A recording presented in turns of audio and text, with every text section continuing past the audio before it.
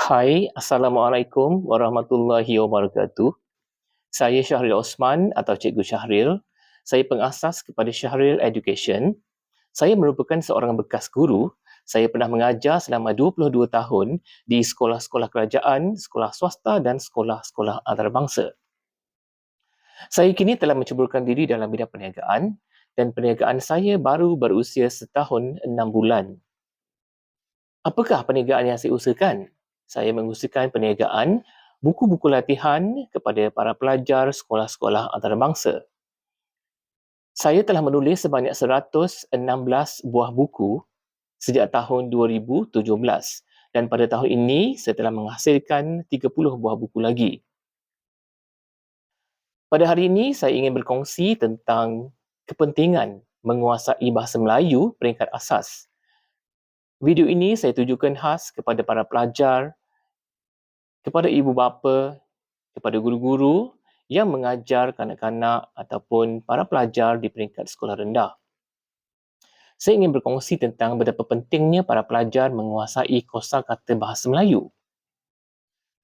Sebagai seorang guru bahasa Melayu, saya telah mengkaji dan membuat penyelidikan tentang aspek-aspek bahasa yang perlu dikuasai oleh para pelajar.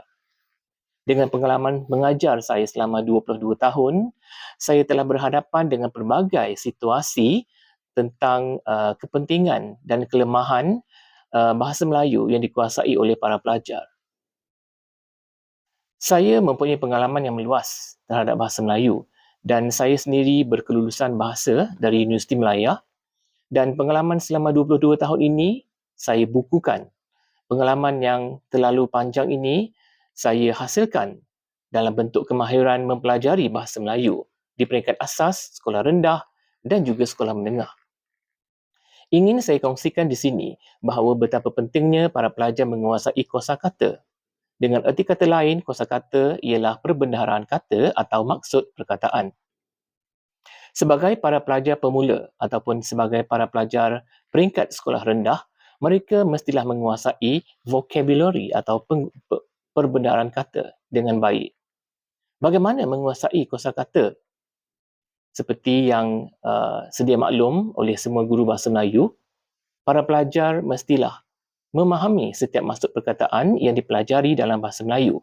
Tidak kira pelajaran itu tata bahasa, pemahaman maupun penulisan karangan. Para pelajar perlu menguasai maksud perkataan dengan secekapnya. Para pelajar mestilah menguasai maksud perkataan dengan sebaik-baiknya dalam bahasa Melayu. Dengan menguasai penguasaan ataupun kemahiran dalam maksud bahasa Melayu, para pelajar akan dapat meningkatkan pengetahuan terhadap banyak perkataan-perkataan baru dalam bahasa Melayu sesuai dengan usia mereka. Para pelajar perlu didedahkan dengan maksud perkataan bahasa Melayu yang pelbagai dan pelbagai fungsi juga perlu didedahkan kepada para pelajar agar mereka lebih memahami satu-satu maksud perkataan itu. Sebagai contoh, semasa saya berada di tingkatan 5 di Sekolah Menengah Kebangsaan, Sekolah Menengah Kolam Air, semasa saya berada di tingkatan 3, 4 dan 5, saya diajar oleh pengetua di sekolah itu iaitu mendiang Cikgu Satasivam tentang satu kemahiran iaitu transkripsi. Saya amat tertarik dengan kemahiran ataupun pembaharuan cara teknik yang diajar oleh pengetua tersebut. Tuan Pengetua Satasivam telah mengarahkan semua pelajar dari tingkatan 1 hingga tingkatan 5 untuk menyalin semula karangan-karangan pendek yang boleh didapati daripada keratan-keratan akhbar. Dan pada ketika itu, saya sebagai seorang pencinta bahasa, saya telah menggunting banyak keratan-keratan akhbar berita harian setiap hari Ahad. Pada masa itu, akhbar itu ada menyelitkan sisipan untuk rencana atau ruangan tentang pelancongan. Saya telah menyalin beberapa perenggan di dalam buku seperti mana yang diarahkan oleh Tuan Pengetua dan menulis beberapa perkataan, dikeluarkan perkataan-perkataan daripada petikan tersebut dan mencari maksudnya. Pengetua tersebut telah mengarahkan semua pelajar mengambil sekurang-kurangnya 5 hingga 10 patah perkataan untuk ditulis semula daripada keseluruhan petikan yang mereka salin di dalam buku khas, iaitu buku transkripsi. Pengetua mengarahkan semua pelajar supaya menulis 5 hingga 10 patah perkataan, tetapi saya mencari 20 hingga 30 patah perkataan, walaupun perkataan itu perkataan yang mudah. Seperti perkataan mudah, maksudnya senang. Seperti perkataan payah, maksudnya susah.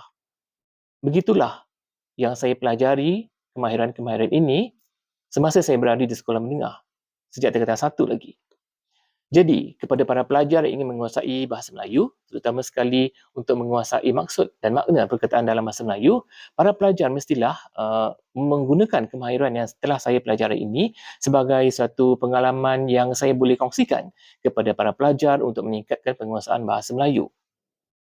Jadi kepada guru-guru dan kepada ibu bapa yang mahukan anak-anak menguasai bahasa Melayu dengan baik, perlulah menyediakan buku khas dan tuliskan buku itu di kulit buku itu sebagai buku transkripsi. Saya kira buku ini sangat-sangat bagus dan memberikan manfaat yang besar apabila seseorang pelajar itu menggunakan cara tersebut dalam kehidupan seharian mereka sebagai seorang pelajar. Saya amat yakin dan percaya sebanyak mana perkataan yang kita pelajari dalam bahasa Melayu, pasti kita akan dapat menguasai dengan baik. Seperti yang saya praktikkan di sekolah-sekolah yang saya mengajar sebelum ini selama 22 tahun, saya telah menggunakan teknik yang sama, tetapi saya telah menginovasikannya supaya menjadi lebih baik. Apa yang saya lakukan ialah saya meminta para pelajar menulis 5 atau 10 perkataan dalam bahasa Melayu dan menuliskan maksudnya dalam bahasa Melayu juga dan dalam bahasa Inggeris. Maksud para pelajar yang saya ajar di sekolah kerajaan dahulu, mereka hanya menulis satu maksud perkataan BM sahaja. Tetapi apabila saya memasuki sekolah antarabangsa, mereka dikenaki menulis 2 perkataan. Contohnya, satu perkataan dalam bahasa Melayu maksudnya dan satu lagi perkataan maksud dalam bahasa Inggeris. Saya praktikkan kemahiran ini dan teknik ini dan terbukti ternyata amat berkesan apabila kita melihat kesannya selepas beberapa tahun. Dan kemahiran sebegini sebenarnya kita tidak mempunyai proses. Dan seperti yang saya pelajari di Richworks, percaya kepada proses, begitulah juga dengan proses mempelajari bahasa Melayu bagi para pelajar sekolah rendah. Mereka perlu menguasai kemahiran peringkat permula ini sedari awal lagi. Sedari usia muda mereka perlu melakukan kemahiran ataupun latihan seperti ini. Dan apabila kita lihat pada beberapa tahun yang seterusnya, sudah pasti para pelajar ini dapat menguasainya dengan lebih baik. Apa yang saya inovasikan dalam latihan-latihan ini ialah saya meminta para pelajar menulis maksud perkataan dalam bahasa Melayu dan juga dalam bahasa Inggeris. Kemudian tidak terhenti di situ saja, kemahiran ini saya kembangkan lagi, saya tingkatkan lagi supaya para pelajar dapat menguasai, meluas sekali pemahaman mereka terhadap maksud perkataan tersebut. Saya meminta para pelajar menulis ayat tanya untuk perkataan tersebut. Dan daripada ayat tanya tersebut, saya juga meminta para pelajar menulis jawapan terhadap ayat tanya soalan itu supaya mereka lebih memahami maksud perkataan itu dalam situasi yang tertentu. Kemudian, saya meminta para pelajar untuk menulis ayat tanya yang kedua. Maksudnya, ayat yang pertama berlainan situasi dalam satu perkataan yang sama. Dan ayat kedua, masih perkataan yang sama dengan maksud yang sama tetapi dalam situasi ayat tanya yang lain. Apabila perkataan yang sama digunakan dalam pelbagai situasi yang berbeza, para pelajar akan dapat melihat maksud perkataan itu dengan lebih jelas dan mendalam. Dan ayat tanya tersebut juga perlu ditulis dalam bentuk jawapan.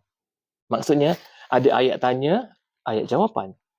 Yang pertama, ayat tanya yang kedua dan ayat jawapan yang kedua. Dan begitulah ayat tanya yang ketiga dan ayat jawapan yang ketiga. Sebenarnya teknik dan kemahiran ini jarang digunakan oleh guru-guru bahasa Melayu. Dan saya sendiri mencetuskan idea ini dan saya meminta para pelajar menulisnya pada setiap pelajaran bahasa Melayu. Dan para guru juga diingatkan supaya dapat dengan bijaksana menggunakan masa mereka, mencuri masa mereka untuk menghasilkan kemahiran seperti ini dalam sesi pengajaran dan pembelajaran di dalam kelas. Walaupun teknik ini tidak diajar oleh mana-mana institusi pendidikan ataupun di mana-mana maktab perguruan, tetapi sebagai seorang guru, sebagai seorang pendidik, sebagai seorang guru bahasa yang suka mengkaji tentang bahasa Melayu dan kemahiran-kemahiran